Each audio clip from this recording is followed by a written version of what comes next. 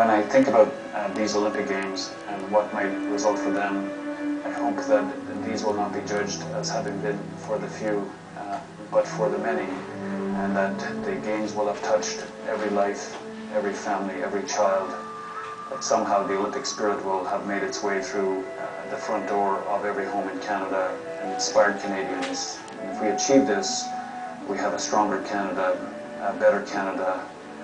This is nation building. I hope that this is what these Games will be all about.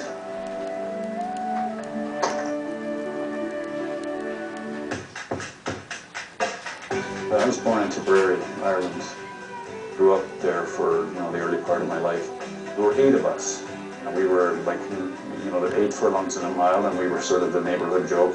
My dad started in the Irish prison system after World War II, so we went from prison to prison to prison. I spent my entire childhood looking through bars. There was always this code of playing fair, and if it's not yours, don't take it. If you break it, fix it. And if you're not supposed to cross the street until you get to the green light, then don't do it. Friday, the 17th of May, 1974. The horror of the Irish Trouble is brought home to the Furlong family when 3 car bombs explode in Dublin.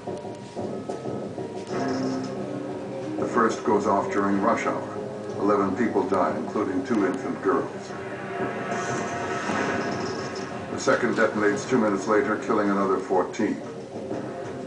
Moments later, the third car bomb explodes, killing 2 tourists and an expectant mother. I was 6 miles away and felt it in my feet when it happened. Among the dead lie one of John Furlong's closest family members, his 19-year-old cousin, Siobhan. Siobhan was identified by a ring on her finger because the bodies were so badly ripped apart by the bomb. It was the emptiest I've ever felt. But for John Furlong, things were only to get worse. His father suffers a massive heart attack, his heart broken by the shock of identifying his niece's shattered body. It was heartbreaking. My dad was my closest sort of influencer, and the bottom sort of fell out of being in Dublin for me then. But I wasn't sure about the long term, whether or not this would be a forever thing, but a chance came to come to Canada, and I took it.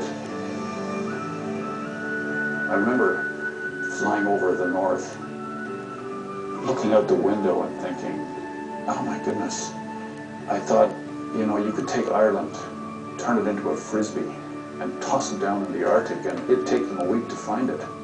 It was just this enormous place.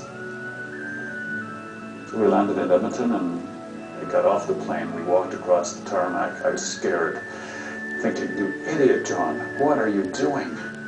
And I walked in there and the lineup, and I get up and I put my passport in front of the customs officer, and he looked at me and he asked me what I was going to be doing, and I told him I was going to be teaching. And as he handed me back my passport, he said to me, welcome to Canada, make us better. People are expected to make a contribution, and I thought he was telling me, listen here, this country is a great country, and everyone who comes here is expected to play their part. Play your part and help this country be great. The International Olympic Committee has the honor of announcing. He made the announcement, and he made it in sort of broken English. He announced that sounded a bit like Vancouver to me. At the 21st Olympic Winter Games in 2010. He said it. I stood up and I got embraced by this female RCMP officer sitting beside me. She just almost crushed my spine. She was so excited. Awarded to the city of Vancouver. And I thought that day was about the most surreal of anything I've ever felt. I guess the most complex environment. It's the toughest thing. Traveled 1.2 million miles trying to convince people to like us and support us. This is the biggest undertaking in Canadian history, and we started to talk very broadly about the idea of what Canada's Games was about. And Canada's Games was about giving every Canadian a chance to be part of the Games. And the torch relay going through every small community, wherever they are in the country, taking that flame down every highway, taking it to the front door of every home in Canada, so that every Canadian could feel, wow, this was about all of us.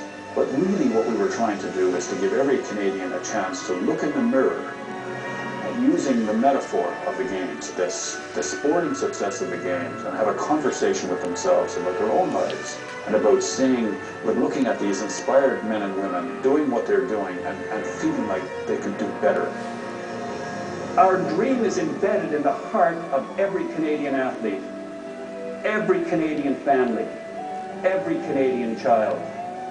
Our dream, like your dream, is a dream of forever. I believe that I'm still here because I haven't tried to be still here. I have not spent 1 minute looking over my shoulder worrying about all of the pressures that come to bear on the organizing committee. Is it easy? It is very difficult. The number one thing is that the games be great and that we have the right outcome. But I've followed my heart here, and I will believe in what we're doing no matter what happens around us. And if we touch the lives of Canadians and children and families the way we wanted to, I think we have a better Canada.